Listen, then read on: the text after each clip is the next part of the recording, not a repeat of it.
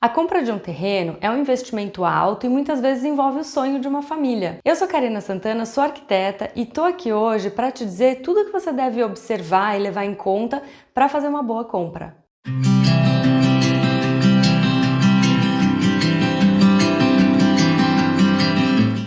Se inscreve no canal, clica no sininho para não perder nada de bacana que a gente traz por aqui, tá bom? Eu vou falar aqui de vários tópicos que a gente precisa prestar atenção ou analisar. O primeiro deles é o desnível. Se a gente tem um terreno em aclive ou declive ou um terreno plano. Eu vou mostrar aqui uma série de terrenos que já são de projetos nossos ou já foram de projetos nossos só para ilustrar isso, tá? Olha só, esse terreno aqui, ó. Isso é uma coisa que eu queria chamar a atenção. Cada linha dessas significa que o terreno tá ou subindo ou caindo 1 metro, tá? Então, ó, daqui, como é que eu sei se tá caindo ou tá subindo? Olha aqui, ó, esse númerozinho 734, aqui 733, ele tá diminuindo, isso daqui é a altura de cada curva. Então, significa que nesse nível aqui, ó, eu tenho aqui essa curva, ó, 741, 740, 39, ele tá caindo, é um terreno em declive. A rua tá mais alta do que o fundo do terreno, tá? E aí, como eu vou saber quantos metros eu tenho de caída? É só contar, ó. Eu tenho aqui ou contar, ou eu tenho 741, a última curva é 731, ó. Eu tô no 730 aqui. Então, eu tenho 11 metros de caída do começo do terreno até o fim. Esse terreno aqui é o terreno do projeto Terreno em Declive Nível Hard, tá? Então, ó, quanto mais juntinhas estiverem essas curvas de nível, mais é acentuado o declive ou o aclive, tá? Então, se você tiver algumas curvas de nível, se você não estiver conseguindo ver os números, é só você contar. 1, 2, 3, então daqui da calçada até o fundo eu tenho 10 curvas, ele cai ou sobe 10 metros, tá? Então, essas curvas aqui, elas estão bem juntinhas. Então, quando a gente bate o olho num levantamento planialtimétrico, a gente já vê essas curvas e já fala, caramba, que terreno inclinado. Então, nossa, não, esse daqui é planinho. Às vezes a gente tem uma curva aqui, outra aqui e acabou. Então, você deduz que ele é quase plano, ele tem 1 metro de caída daqui até o final do terreno, por exemplo, tá? Vou mostrar outro. Ó, olha esse outro terreno aqui.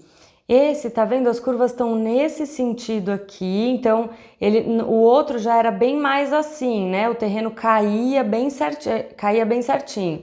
Esse daqui não, elas já são mais tortinhas. Significa o quê? Que a caída não é nesse sentido, é nesse sentido aqui, tá? Então, esse lado do terreno é um pouco mais alto do que esse. E aqui, ó, a gente tem um leve... Na verdade, eu falei errado. Aqui é um pouco mais alto do que aqui. A gente tem um leve aclive. Olha aqui, ó. 101, 102, 103. Então, o nível aqui da rua, que é essa parte aqui, é um pouco mais baixo. Mas é um aclive bem suave, tá?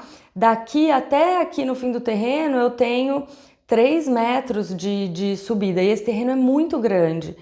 Então, se eu posicionar a casa aqui, por exemplo, eu tô assumindo aqui que a gente tem aqui 1 metro de desnível. Se eu quiser regularizar esse platô, vai ser bem tranquilo, eu posso fazer isso, eu posso pegar, movimentar uma terra aqui que eu vou ter um murinho pequeno aqui, ou um taludezinho, tá? E eu consigo fazer um platô alinhadinho aqui, por exemplo, tá? Porque a gente tá vendo, as curvas são bem espaçadas e eu tenho um aclive bem suave. Vou mostrar mais um. Esse daqui, ó, a gente tá com a rua aqui, tá? Repara que as curvas são no outro sentido, ó. Então, esse terreno, a gente tem esse lado aqui mais baixo do que esse. Então, esse lado é mais alto. E as curvas são nesse sentido aqui, ó, tá? Não é muita caída também, é um terreno que a gente consegue, ó, a gente tem desse lado para esse 3, 4 metros aqui, 4 bem aqui no pontinho. Então a gente consegue fazer uma regularização e fazer uma casa plana. E quando é nesse esquema aqui, a gente pega esse lado, por exemplo, que é mais alto, a gente sobe um pouquinho a casa e eu vou fazer o acesso dos carros por aqui. Então a gente vai pôr a garagem aqui. Melhor do que fazer desse lado que é mais baixo, tá? Então aqui a gente teria que descer para fazer a garagem. Então tudo isso a gente avalia o que é melhor fazer em cada terreno. Esses daqui são bem tranquilos quando a gente quer fazer uma casa num platô plano, tá? Então vocês viram que dá para ver muita coisa pelas curvas de nível do terreno, né? A gente consegue saber se é aclive e declive e de quanto aclive ou declive a gente está falando, tá? Outra coisa que eu queria frisar aqui é assim, não dá para saber, não dá para nem ter uma noção através de foto, tá? Tem muita gente que me manda foto do terreno, olha só, o que você acha? A gente tem quanto de declive aqui? Dá um chute só. Gente, não dá nem para dar chute, tá? Não tem como. Se você tirar a foto de baixo, você tem uma impressão. Se você tirar a foto lá de cima para baixo, você tem outra impressão. Então não tem como saber. Eu já peguei vários casos do cliente olhar e falar assim, nossa, eu peguei um terreno que tem um aclive, então eu vou fazer um andar embaixo e a casa em cima. Só que aí a hora que a gente pega o plano altimétrico, o desnível é tanto que não dá para pôr só um andar embaixo, tá? A gente tem que pôr 2, porque senão a casa fica pendurada lá em cima. E a gente tem, aí você podia falar assim, tá, mas é só botar a casa no meio onde ela fica assentada. Só que eu tenho que ter um acesso para o carro. E o carro, a gente tem que ter uma rampa de no máximo 20% de inclinação, ou descendo ou subindo. Então se o terreno é muito inclinado, eu tenho que colocar o carro perto da calçada. Porque se você quiser colocar ele lá embaixo, eu não consigo fazer uma rampa de 20% de inclinação. A gente teve um caso aqui, o cliente tem um terreno super inclinado, super declive e aclive, porque ele pega duas ruas, uma aqui embaixo, uma aqui em cima, então daqui é aclive, daqui é declive. E ele queria pôr a casa no meio, então não tinha como fazer uma rampa, a rampa ia ficar muito inclinada, e aí a gente não consegue aprovar, e não é só questão de aprovação, tá? Você tem dificuldade mesmo de descer com o carro, dá medo, é perigoso, então 20% de inclinação é norma, é lei e é o que dá para manobrar e andar de carro mesmo, tá? Então, num terreno super inclinado, se você tá com a ideia de pôr a casa lá no meio, com o carro lá no meio, às vezes não dá. Aí você fala, não, mas eu faço uma terraplanagem. Beleza, agora se você pegar um terreno igual aquele que eu mostrei, o primeiro, 11 metros de desnível, se você quiser deixar aquilo plano, dá para fazer? Dá, só que você vai ter um muro de arrimo lá no fundo de 11 metros, custa um rio de dinheiro, precisa ser muito bem feito e se fizer de qualquer jeito, ele vai cair. Eu já vi muro de arrimo desse jeito cair, tá? Então tem que ser muito bem feito e custa muito dinheiro. Então aqui no escritório, o que a gente adota de filosofia, de conduta, tá? Eu não faço movimentação de terra desse tamanho, eu não gosto de fazer. Eu acho que não tem porquê, eu acho que é mexer no terreno demais e por mais que seja uma obra de engenharia muito bem feita, a gente tem outros efeitos colaterais depois, tá? Você fazer um arrimo gigantesco ou então um talude gigante para fazer um platô num terreno inclinado e deixar esse terreno plano, eu gosto de fazer isso até no máximo 2 metros. Passou muito de 2 metros, eu já acho fora de propósito, tá? Você pode fazer, não tem problema nenhum.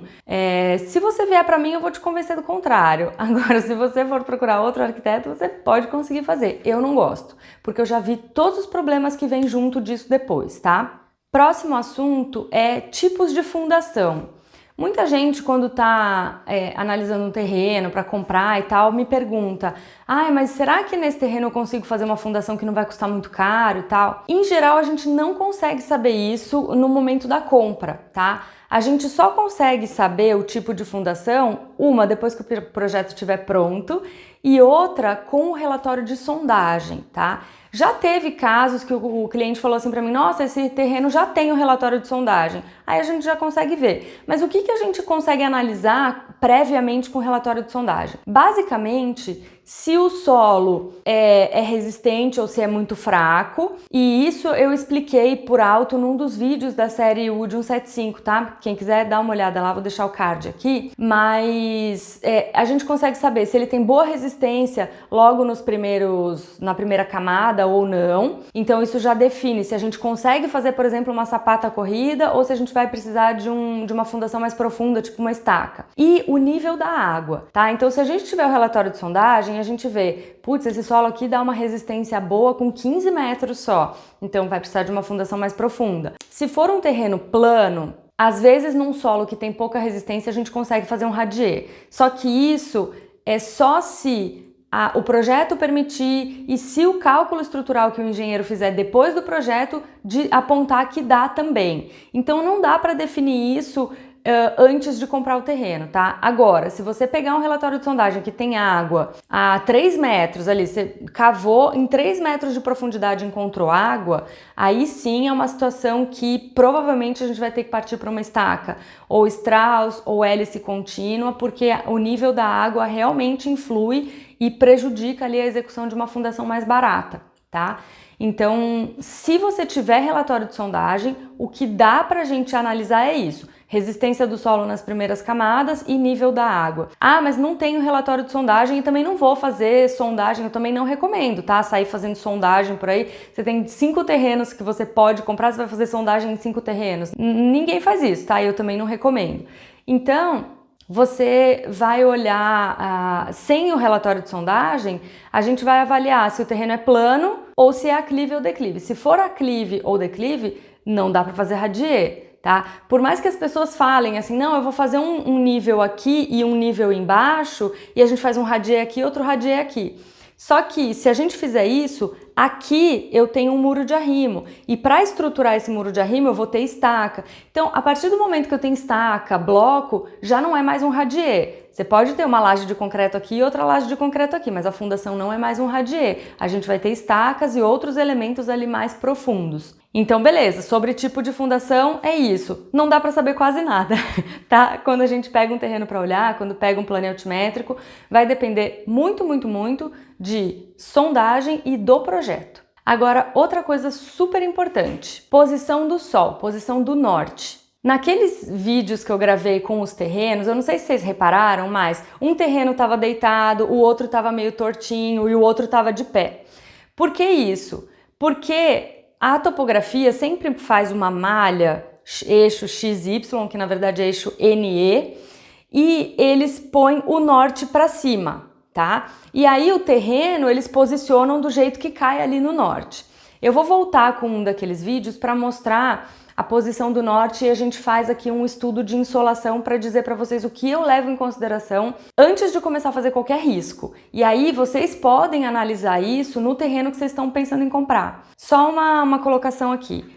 Muitas vezes as pessoas não têm o levantamento planealtimétrico também antes de comprar o terreno, isso a gente faz depois que compra. Mas a maioria dos condomínios entrega para o cliente uma plantinha, que é o próprio material de vendas do condomínio. Tô falando de condomínio porque a maioria dos projetos que a gente tem feito é em condomínio, tá? Terreno de rua, se você olhar no Google Maps, o norte, no Google Earth, desculpa, o norte é sempre para cima. Então, se você achar o seu terreno ali no Google Earth, sem girar ele, claro, né? Antes de girar, o norte está sempre para cima. Então, você consegue saber onde está o norte. E aqui eu vou voltar em um dos terrenos para mostrar a posição do norte. Essa malha aqui que eu tô falando, tá? Essa malha. E, em geral, o norte tá aqui assim para cima. Então, o meu norte tá nessa posição. Significa o quê? Significa que aqui tá o sol da manhã. Se o norte tá aqui para cima, o que isso significa? Que aqui tá o leste e aqui o oeste, tá? Então, no leste, o sol nasce. Eu tenho aqui o sol da manhã, ele vai fazer esse trajeto e vai se pôr aqui no oeste. E aí, o que significa? Aqui no estado de São Paulo e arredores, a gente gosta de colocar os quartos nessa face aqui, que é onde pega o solzinho da manhã. Os ambientes de maior permanência, a gente privilegia pegando o sol da manhã, porque vai ter aquele sol super saudável, que é o solzinho ali até as 11, meio-dia, e à tarde não pega sol. Então, a hora que você for dormir, aqui vai estar super fresquinho, tá? E a gente aqui, aonde tem o sol do oeste, que é onde o sol se põe, a gente evita colocar ambientes de maior permanência. Então, a gente coloca aqui área de serviço, algum banheiro, alguma coisa assim. E se a gente tiver ambientes, tipo um quarto, porque às vezes não dá para você posicionar tudo onde você quer. Se tiver um quarto para essa face, eu evito pôr janela aqui, porque aí você não vai ter um calor absurdo. E se a gente está trabalhando com steel, wood frame, EPS, a casa fica toda isolada, mas se eu estou trabalhando com steel ou wood, eu dou uma isolada melhor na parede dessa face aqui, caso pegue um ambiente de maior permanência, tipo um quarto, tá? E aí, o norte, que tá aqui em cima, é a face que pega sol o dia inteiro, porque como eu falei, o sol nasce aqui, faz assim e se põe aqui. Então, essa face vai pegar sol o dia inteiro, que é o ponto ideal para quê? Para pôr uma piscina, né? Se a gente tiver uma piscina, a gente põe aqui. A face sul é a fase que não pega sol. Como o sol faz isso, a face sul vai pegar um pouquinho do sol, tipo até umas 8 da manhã e depois das 4 em diante. Então é muito pouco sol. Se a gente pega e coloca uma piscina aqui, e se a casa estiver aqui, por exemplo, vamos supor que a casa esteja aqui, tá? E a piscina aqui, a casa vai fazer sombra na piscina e essa piscina não vai pegar sol. É aquela piscina gelada que ninguém usa. Com certeza alguém já conheceu uma piscina desse tipo, tá? É porque ela ficou no lugar errado. Então, gente, não tem certo e errado, tá? Até porque eu já peguei projetos terrenos, deixa eu limpar tudo isso daqui. Se esse terreno fosse lá em Porto Alegre, por exemplo, Curitiba, lá as pessoas querem que a gente aqueça a casa. Então, o que a gente faz? Aí sim, a gente coloca os quartos todos aqui virados para o oeste, tá? Eu já cheguei a fazer até um projeto linear assim, para todos os quartos pegarem o oeste. E aí o leste também é bacana, a gente deixa pegar o que tiver que pegar, oeste e norte, tá? Então a gente vira tudo aqui para o norte para dizer assim, sol, vem em mim o dia inteiro, tá? Então depende do que a gente quer, por isso que é importante entender a sistemática. Então você vai no seu terreno, você vai olhar, olha, aqui pega o sol da manhã. Então o que acontece às vezes? Às vezes o leste tá aqui no comecinho, aqui na frente do terreno, e você não vai querer virar os quartos para cá. E aí a gente já tem uma situação que dificulta. Se o terreno for grande, eu fiz esses dias um projeto que o leste era bem aqui na frente. E claro, ninguém quer ter quarto virado para cá. Mas o terreno era grande, então a gente conseguiu fazer aqui, ó, sala, cozinha, sala de estar e jantar. Aí aqui a gente teve mais um pedaço de casa, aqui acho que a gente teve escritórios, não me lembro. Logo esse projeto vai aparecer no canal. E aqui eu consegui fazer um U e os quartos vieram aqui, porque aqui eu tenho as janelas dos quartos. Espaço suficiente para essa parte não fazer sombra aqui e eu consegui ter o sol da manhã entrando aqui nos quartos. Então, a gente tem solução para tudo, só que precisa ter espaço, tá? E isso é o que a gente leva em consideração na hora de projetar melhor insolação para todos os cômodos. Então, a questão de insolação é muito, muito, muito importante, tá? Eu já participei de projetos e já vi acontecer, não projetos que a gente fez, mas eu já vi projetos assim, recém-construídos, onde tinha uma fachada toda envidraçada, uma pele de vidro, que até um tempo atrás estava bem em alta, né? O pessoal queria a todo custo um prédio com pele de vidro. E essa pele de vidro na fachada oeste. Gente, não tinha quem conseguisse ficar sentado ali perto daquele vidro, tá? Mesmo com o ar-condicionado funcionando, o calor que vem ali é tanto que não tem como, não tem ar-condicionado que dê conta. Então, quando a gente fez o projeto lá do Colégio Planck, eles queriam uma fachada envidraçada. Ali deu certo porque a fachada que ia ser mais visível era a face sul. Então a gente colocou realmente uma pele de vidro, mas numa face que não pega sol, porque ali são salas de aula. Então se eu colocasse uma pele de vidro em um lugar que vai ter uma incidência de sol, ia ser muito desconfortável para os alunos, assim, a ponto de as pessoas comentarem e falarem, não, eu não quero estudar lá porque no verão a gente não aguenta. Ou se for um escritório, não, eu não quero trabalhar aqui porque eu passo mal quando é verão. Então isso é muito sério. E eu sempre falo, né, que quando a gente leva em consideração insolação, posição da construção no terreno, isso já é um item de sustentabilidade absurdo, é um ganho de sustentabilidade muito grande. Porque ou a gente pode conseguir não precisar de ar-condicionado, tá? É possível a gente conseguir. E se você falar assim, não, a casa tá bem projetada, bem planejada, mas ainda assim eu preciso de ar, você vai usar esse ar muito pouco, mas muito pouco mesmo, tá? Vai usar, sei lá, naqueles dias super ultra quentes do verão, que vai somar aí, aqui na minha casa é assim, assim, a gente usa, sei lá, 3 noites por ano. Isso quando tem aquele verãozão super. O último ponto que eu queria colocar aqui, último, mas não menos importante, é a vista. É quando a gente tem um terreno com vista, tá? Aquela vista para mata, uma vista super bacana. Em geral, são os terrenos de aclive que tem essa vista, ou os terrenos em declive que tem uma vista para o fundo. Então, quando eu pego um terreno com aclive e declive, eu já logo pergunto para o cliente, e lá tem algum lugar que a gente tem uma vista bacana? Tem, quase sempre tem. Então, a gente vai saber para onde é a vista. O que me preocupa bastante quando o cliente quer, não, eu quero tudo de vidro nessa face aqui que a gente tem a vista.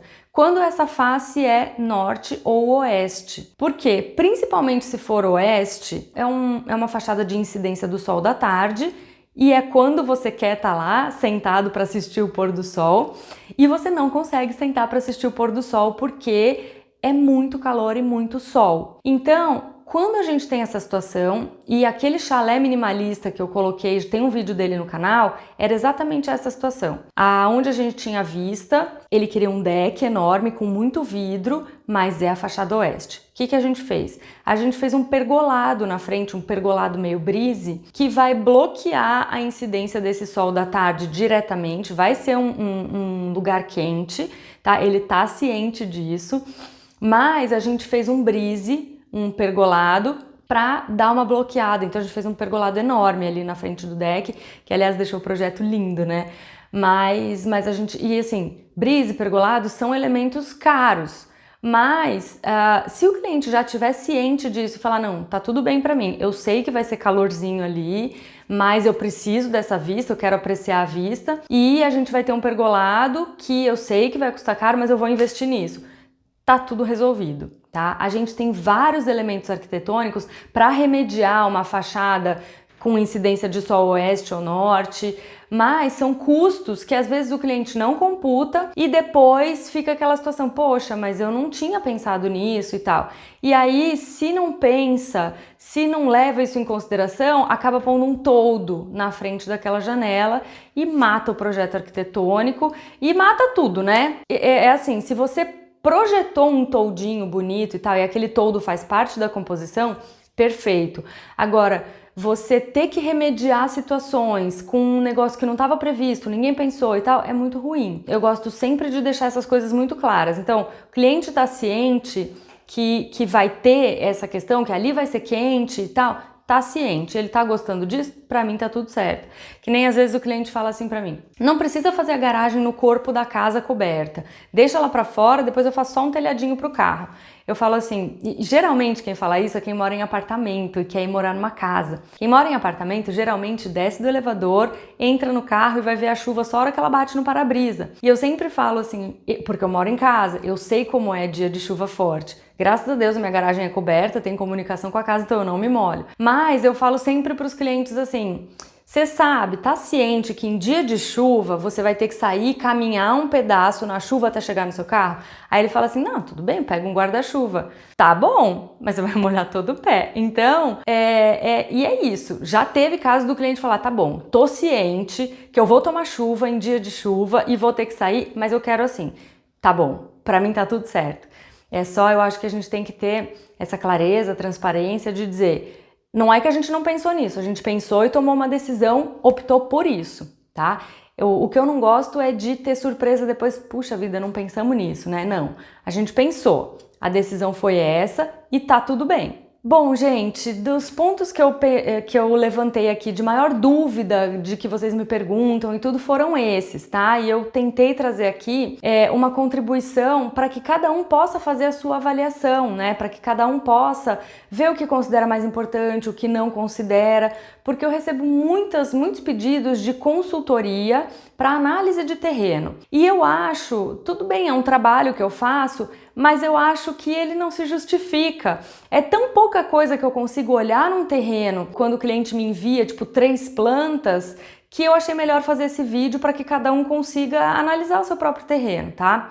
Não é que eu não quero fazer, se alguém quiser que eu faço, mas eu realmente acho que o custo não justifica. Eu acho que o meu trabalho é muito pouco para eu cobrar por isso. E um outro ponto aqui importante é o seguinte, você precisa visitar o terreno para fazer um projeto? É ideal que sim, Mas quando a gente tem projetos longe daqui, em Minas Gerais, Mato Grosso, Curitiba, eu não consigo ir visitar, tá? Até porque o cliente não vai me pagar uma viagem para lá para eu ir visitar. Mas o que eu posso dizer para vocês? O levantamento planealtimétrico me dá todas as informações que eu preciso. Então, o planealtimétrico e mais o relato do cliente me dá tudo o que eu preciso saber. Eu vou fazer uma comparação aqui que vocês vão entender. Quando uma pessoa chega no médico com um braço quebrado, o médico vai olhar o braço e vai falar assim: ah, tá quebrado. Preciso de um raio-x para saber o que eu vou fazer. Esses documentos que a gente pede, o levantamento planealtimétrico, a sondagem, são esse raio-x.